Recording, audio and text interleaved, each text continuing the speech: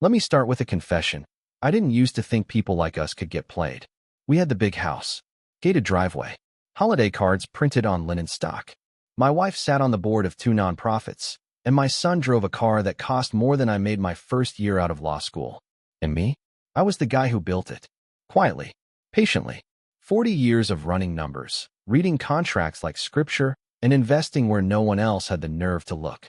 So imagine my surprise when I found out I was the dumbest guy in my own house. It didn't hit me all at once. That would have been merciful. No, this was the slow kind of betrayal. The kind that slides in sideways. The kind that wears your face, uses your vocabulary, and toasts your retirement while signing your name on transfer slips behind your back. It started with a phrase. Just a simple, offhand line my son, Matt, said one evening while we were having dinner. We were talking about some investment he wanted to make, something about NFTs tied to real estate deeds. Nonsense, really. But I was being polite, letting him get the pitch out. And then he said it. It's not about risk, Dad. It's about perceived confidence. We've earned the illusion. I blinked. Where'd you hear that? He shrugged. I don't know. I guess I've just been thinking like you lately. But here's the thing. That wasn't me. That was his mother. That was a line she used back in her networking speeches. Her whole thing about status signaling and curated trust. I'd heard it before. Many times. From her. And suddenly I started hearing a lot more of her in him. Same cadence. Same smug emphasis. Same mental sleight of hand dressed up like strategy. It wasn't just the words. It was the way he delivered them. Like he was trying on a suit that didn't fit, but thought he could bluff his way through the mirror. The next few weeks, I started watching. Not in the way you tail someone. Just observing. I noticed he always seemed to know when I was about to move money around. Like when I sold off a chunk of our portfolio to cover a private equity buy-in. 2 days later, Matt casually mentioned that he'd been rebalancing his own assets to match. He didn't have access to that data, or he wasn't supposed to. I mentioned it to Lorraine, my wife of 28 years, and she just waved it off. He's your son, Greg. He watches you. That's all. But my son never watched anything that didn't have an engine or a screen. He didn't care about finances. He had no reason to mimic me unless someone was coaching him. And if you're wondering, yes, I checked the logs. Checked my phone. My email. All clean. So I turned to the one place I figured no one thought I'd look. The physical storage box in the attic. The one with the old tax forms, the safe deposit slips, the quarterly shareholder reports from a time before Matt knew what a trust fund even was. And there it was. A folder marked proxy prep, silent transfer. Inside, documents authorizing stock redirection. From me to Lorraine. From Lorraine to Matt. Over a dozen times. Quiet moves. Low volume. Just enough to keep it under reporting thresholds. But together, they added up to nearly $4.8 million. 4.8. And here's the kicker. Every single transfer was signed digitally. By her. But in the notary section, they'd used my name. A fake signature. But not traced, reconstructed. Someone who'd seen me sign 1,000 times. Someone who knew exactly where I looped my G's and how I dragged the tail on my Y's. They didn't just lie. They studied me. I didn't blow up. Not then. I poured myself a drink. Sat on the porch. Listened to the wind roll through the trees that I planted myself in '97. And I remembered a conversation from when Matt was 12. He'd just flunked a math quiz. Lorraine told him not to worry about it. She said, "Your dad's brain is for building things. Yours is for owning them." That was her mindset. Always had been. She didn't raise a son. She sculpted an heir. But what she didn't know was that I hadn't built our life on assets. I'd built it on leverage. And she'd just handed me the proof I needed to take all of it back. You don't disarm a trap by cutting the wires. You leave it alone. Let it keep ticking. And make sure the people who set it off feel every second. I didn't confront them. Not yet. Because people like Lorraine, they don't react to anger. They interpret it as loss of control. Fuel. They feed on your noise so they can paint themselves as the calm, rational party. The stable force holding it all together. No, I wasn't going to yell. I was going to watch, learn, and then do what I've always done best. Close quietly and leave no handprints behind. It started with a fake retreat. I told Lorraine I'd be spending a week at our cabin up north. Solo. Detox. Reflection. Maybe write a letter to the kids, I said, just to bait out her performance empathy. She gave me a hug that didn't last more than a breath.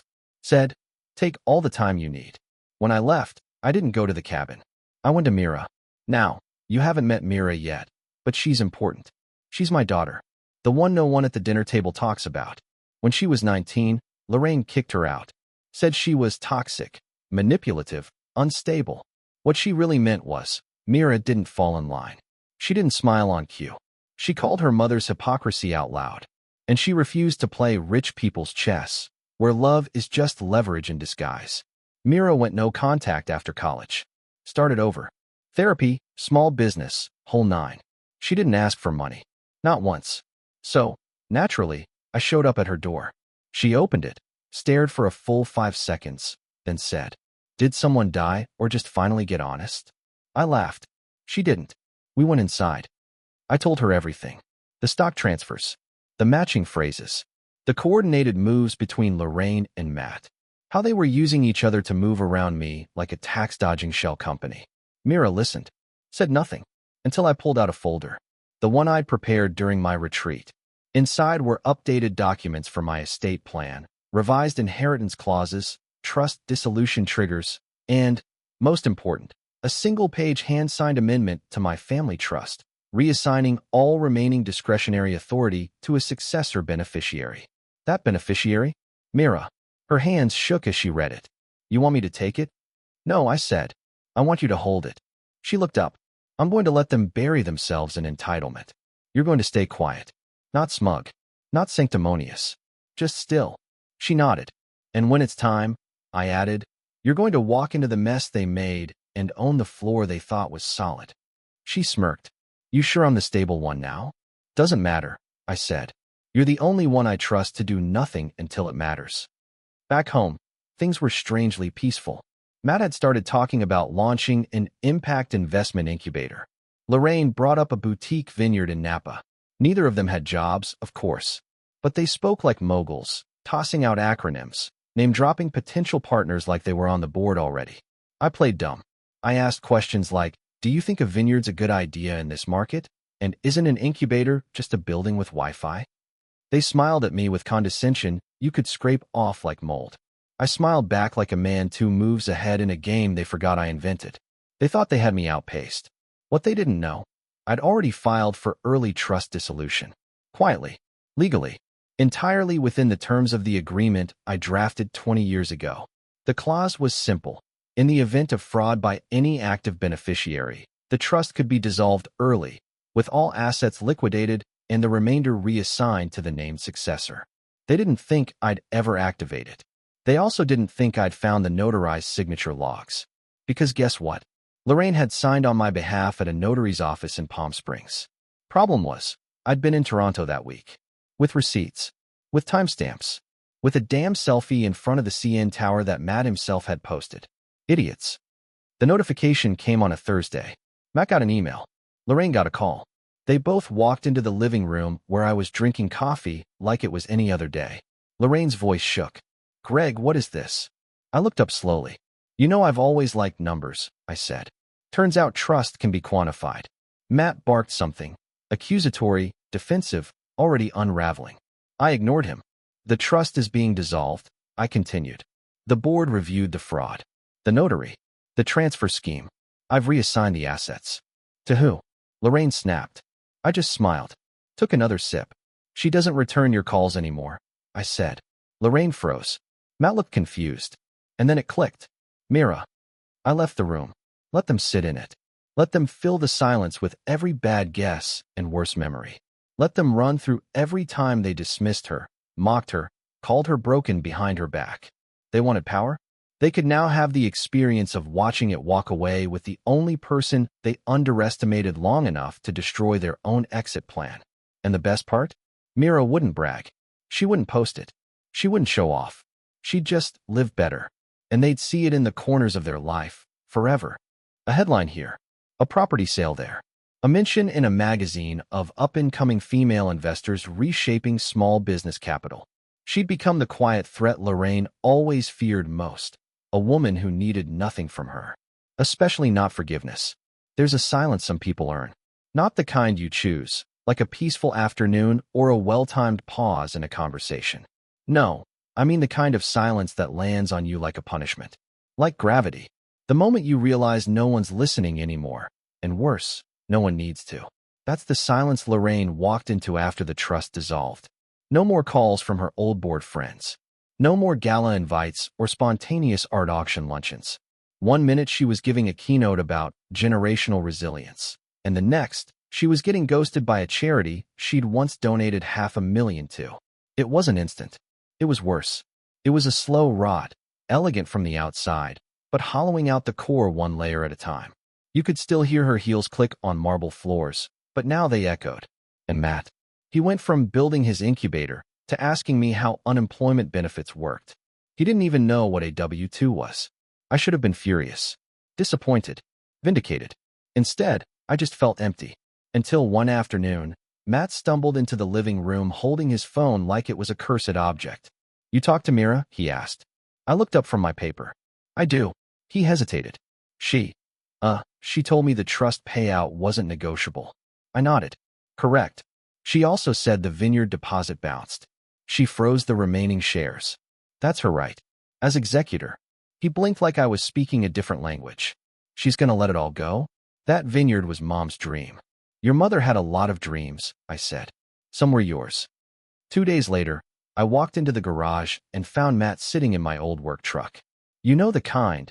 Dusty, dented, the one I used back before the money came in.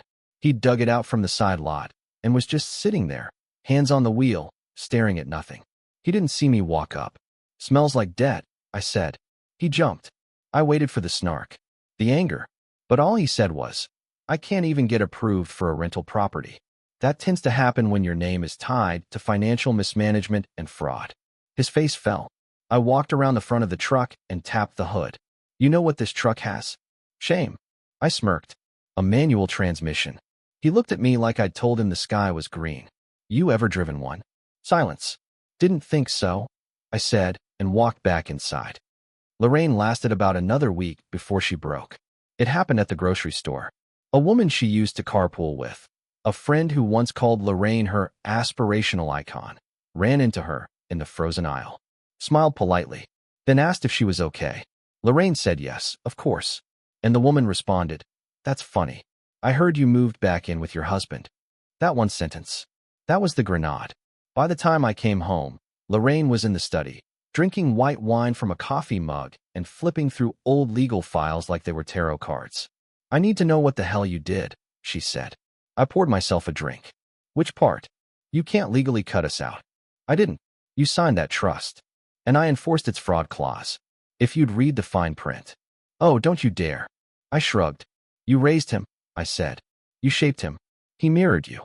That got her." She slammed the mug down so hard it chipped the desk. "I built this family," she snapped. "You leveraged it." She pointed a shaking finger at me. "You let him crash. You wanted it." "No," I said. "I just stopped stopping him." That night, I got a call from Mira. She came by, she said. "Lorraine." She wanted to negotiate. Said she'd settle for partial access to the accounts. "What did you say?" I said I'd think about it. I paused. "You don't have to." "I know I don't have to," Mira said. "That's why I'm thinking about it. Not because she deserves it, but because I do." I smiled. Then Mira added, "But if she shows up again without calling, I'll record it." I smiled wider. "You're your father's daughter," I said. "I'm my own damn person," she replied. It got worse for Matt. After Mira blocked his urgent calls and refused to co-sign his latest LLC scheme, he hit the panic button. He asked me to co-sign on a small home equity loan. The kicker? He didn't own a home. When I told him that, he blinked, like that was somehow my fault. "You realize you've never held a job longer than 6 months," I said. "I ran that crypto campaign for a year." "You mean the one that lost $300,000 in 3 weeks?" People bought in. They bought a lie, Matt. Just like they bought your mother's fundraising gala that was mostly catered PR. His face flushed red. "I'm your son," he yelled. "No," I said quietly. "You're Lorraine's project. My son is in there somewhere, but I haven't seen him in years." You know how this ends, right? Gas station. Off the interstate. $17 an hour. That's where Matt ended up. That's where Lorraine drops him off sometimes, since she lost her license over a DUI last month. Sometimes I drive past. Sometimes I pull in and fill up, just to see if he'll make eye contact. He never does. He just swipes my card, stares past my face, and mumbles, "Have a good one." And I always respond the same way. "You too, kid. You earned it."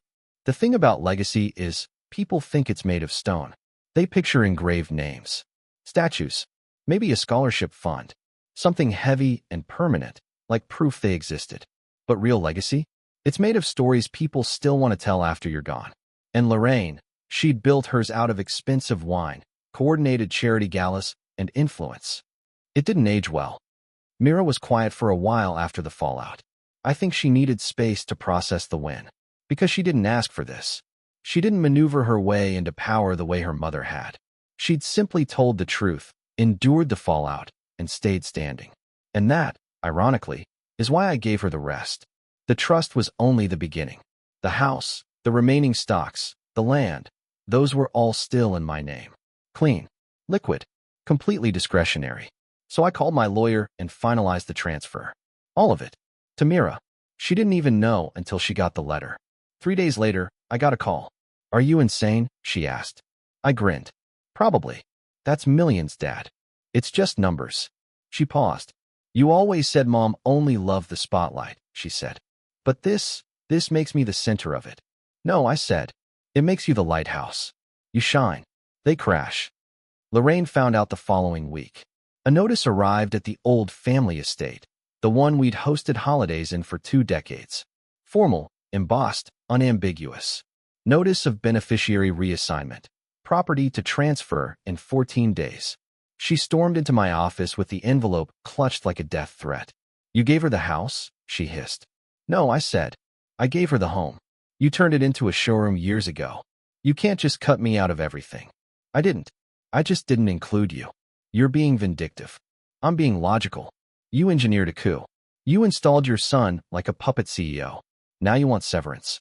She dropped the envelope on my desk like she was expecting it to explode. "What do you expect me to do?" she said. "Live off of Social Security?" I looked her dead in the eye. "You can always ask Matt for a loan." She went pale. That was the last time she spoke to me in person. Since then, she's communicated exclusively through passive-aggressive texts and vague posts on her burner Facebook account. The kind with captions like, "Funny how some people only thrive when they're cutting others down," over a filtered photo of a sunset.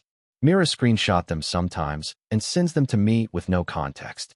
I usually reply with a thumbs up. She likes that. Keeps us in sync. Meanwhile, Matt kept circling rock bottom like it owed him an apology. He tried one last Hail Mary move. Pitched a podcast to a friend of a friend. Generational wealth. Breaking the cycle, he called it. Irony truly is undefeated. He recorded 4 episodes in a rented studio. All of them sounded like an AI scraped Gary V quotes and filtered them through a kid who'd never filled out a W-9. The worst part? Lorraine hyped it up like it was the second coming of NPR. She even made a website for it. Had the nerve to list herself as executive producer. 2 weeks later, the podcast was quietly removed from every platform. Reason? Turns out, Matt had used copyrighted music. Didn't license a thing. Mira found out and laughed so hard she cried. "Is it bad I don't feel guilty?" she asked me. "No," I said. "That's just you getting used to peace." Then came the awards dinner. Mira didn't tell me she was nominated. I found out when I got the invite in the mail, with her name printed in gold under Distinguished Young Entrepreneur of the Year. It wasn't a huge gala, regional level, but it was real. The kind of thing that actually mattered to people doing honest work. I showed up in a charcoal suit, no tie. She wore navy, hair pulled back, confident, not cold. The kind of posture that says, "I've rebuilt more than you'll ever understand." When they called her name, she walked to the podium without looking at anyone. But halfway through her speech, she paused, looked up, locked eyes with me, and said, "My father once told me that real wealth isn't what you accumulate. It's what you protect, even if it means standing alone while others cash out." The room went still. Then the applause started. I didn't clap. I just nodded once. She smiled. Outside, as we waited for the valet, she leaned against the brick wall beside me. "You look proud in there," she said. "I am proud." She looked down at her heels, then back up at me. "You think she'll show up again?" I knew who she meant. "Probably," I said. "When it's convenient. I won't let her back in." "You don't have to." She stopped. "I don't want to become her. You know? Bitter. Calculated. Hollow." "You won't," I said. You already didn't. That's why you got the house. She smiled again, but this time it cracked a little at the edges. Like maybe, just maybe, it was finally safe to let the armor drop. Back home, I poured a scotch and walked out onto the back deck. The wind was soft. The lake was quiet. And for the first time in years, the silence didn't feel earned like punishment. It felt like peace. The kind you can't buy. The kind you don't get by accident. The kind you choose, once you've let go of everything that tried to own you. It started, as these things often do, with a dinner invitation. From Lorraine. Handwritten. Embossed. Elegant script on thick cardstock. Even the envelope had a wax seal. It was addressed to Gregory and Mira. I didn't even have to open it to know what it was. She's launching a comeback, Mira said, flipping it over with her thumbnail. How quaint. We opened it anyway. Inside, a private evening to reconnect. No lawyers. No old wounds. Just family. The venue? The Marlowe Club. Old money. Tight reservations. One of those places that charges $40 for air and dignity. She must have called in every favor she had left, Mira muttered. I nodded. Or leveraged the last of her equity. You going? Only if you are. She smirked. Then I'm definitely going. Mira wore a black silk blazer over a dark red blouse. Not formal, not casual.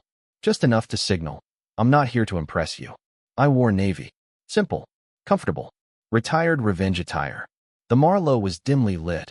All warm wood and quiet waiters. A pianist played jazz near the bar, just loud enough to cover awkward silences. We were shown to a private room in the back. Lorraine was already there. She wore cream, of course. Always the symbol of civility. She even stood when we walked in, arms wide. Like this was some kind of reunion special on TV.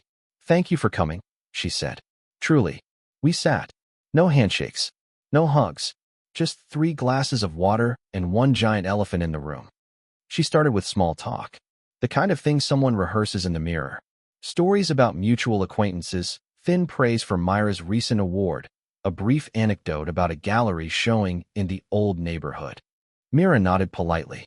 Said little. I didn't speak at all.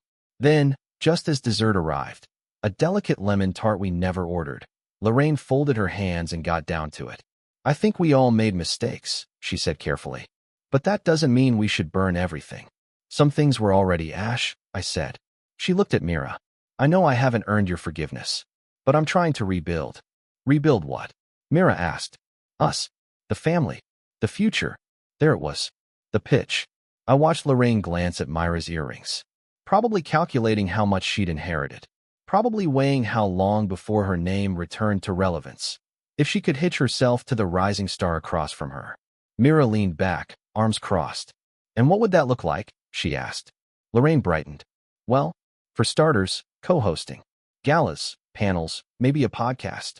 Mira raised an eyebrow. You want to rebrand? No, Lorraine stammered. I want to heal.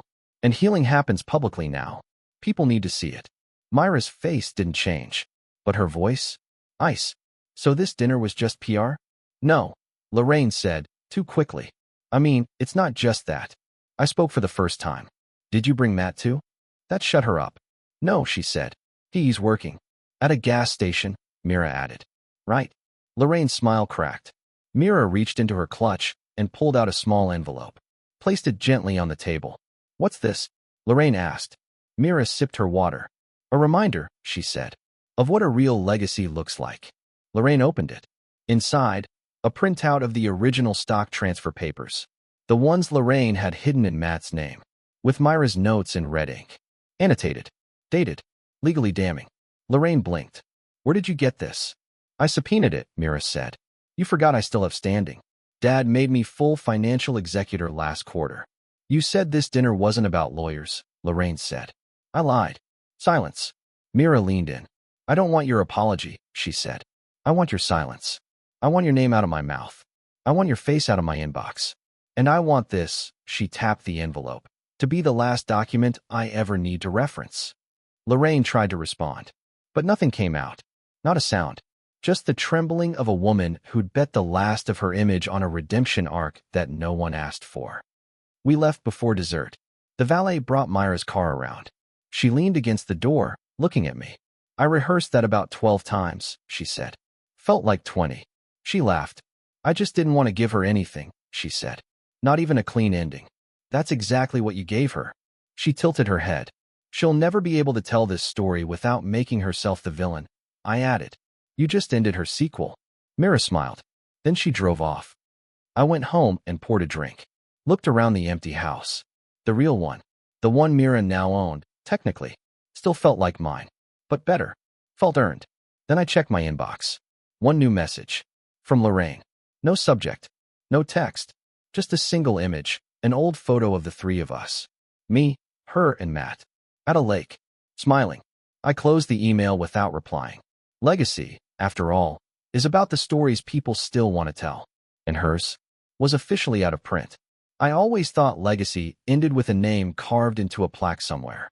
Turns out, it ends with your son restocking Slim Jims at a gas station off Route 14, while your daughter closes her first round of venture capital funding with investors who call her ma'am. But we'll get to that. First, let me tell you about the last favor I did for Matt. The final one. And no, it wasn't kindness. It was closure. My kind. He called from a restricted number. Left a voicemail. Hey, Dad. I know you probably don't want to hear from me, but I'm not doing great. I need to talk. Please. I'll be at the diner tomorrow night. 8 p.m. If you come, I'll know you still care. That was the trick, right there. If you come, I'll know you still care.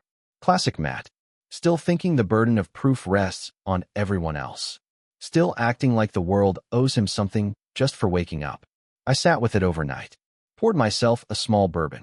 Thought about ignoring it. But I didn't. Because the truth is, I did care. I just didn't care in the way he wanted. The diner was half empty. Smelled like grease and guilt. Matt was in a booth near the back. Hair longer. Shoulders slumped. Uniform shirt with a name patch that said J, which wasn't even close. Thanks for coming, he said, eyes down. I slid in opposite him. Didn't say anything. He tapped the table. I screwed it all up, he mumbled. I waited. I thought. Mom had a plan. She said we could make it all look like growth. Like a rebrand. She said you'd be fine. That you'd bounce back. I took a sip of water. Let the silence stretch. But now she won't even return my texts. There it was. The real reason for the meeting. Not remorse. Not apology. Abandonment. She left him behind. And now he was trying to trade pity for access. You know what I do all day, he asked. Stock shelves. Mop up energy drink spills. Pretend I don't recognize old classmates who come in. I nodded. You got your name removed from the trust last week, I said. His head snapped up. Yeah, that was Myra's doing. He looked at me like I'd spoken Swahili. She's the executor now, I said. She's the one with the keys. He blinked. Can she reverse it? Could. Won't. He frowned. But why? You transferred nearly $5 million in stock under forged authorization, Matt. I didn't forge anything. Your mom did. On your behalf. That makes you complicit. I didn't ask her to. You didn't say no, either. He leaned back. Sighed. Looked out the window. I just wanted to build something, he said. To matter. You do matter. Just not in the way you thought. What's that supposed to mean? I stood up. Dropped a 20 on the table. It means you're not the center of the story, son. You're the footnote. And I left. Back home, Mira was on the back deck with a laptop balanced on her knees. She looked up when I walked out. How'd it go? I shrugged. He cried. Did you? No. She went back to typing. What are you working on? I asked. She smiled faintly. A new name. For the fund. She nodded. I sat beside her. Looked at the screen. She'd called it the Second Draft Project. Not flashy. Not grandiose. But it said everything. You're launching it? I asked. Tomorrow. Full team. Legal's ready. Who's on the board? She turned the screen slightly. My name was at the top. Next to hers. Underneath. 3 women I didn't recognize, and one name that made me raise an eyebrow. Dina? She nodded. Yeah. Dina was Matt's ex. The one Lorraine always said was too small town for our family. Good choice, I said. She's scrappy. And honest. She'll terrify your mother. Even better. Later that night, I poured 2 drinks. Brought one to Mira. To Second Drafts, I said. She clinked her glass against mine. To better authors. We sat in silence for a moment. Then she reached into her pocket and handed me an envelope. What's this? Something you need to see. I opened it. Inside, a photo. Old. Faded. It was of me and her, sitting on the hood of my first car. She must have been 5. I was holding a wrench. She had grease on her cheek. I found it in Mom's stuff, she said. She kept this. Yeah. It was in a box labeled mistakes. I laughed. Then I folded the photo and tucked it into my wallet. Maybe it's time we stop using that word, I said. What word? Mistakes. She nodded. Because we both knew none of this had been a mistake. It was a blueprint, not for a legacy, but for a clean exit. The next day, news broke that the second draft project had secured $3.2 million in seed funding, that it was designed to support whistleblowers, document forgers, and victims of familial fraud. They didn't say who funded it, but those who knew. Matt didn't call again. Lorraine made one last social post, a grainy image of her garden, with the caption, "Sometimes we bloom in silence." It got 4 likes. 2 were bots. And me? I finally understood the difference between inheritance and impact. One fades when the market dips. The other lives in the daughter who never flinched when it mattered, and who made damn sure the story didn't end with her mother's lies, but with her own name written in ink. Subscribe to the channel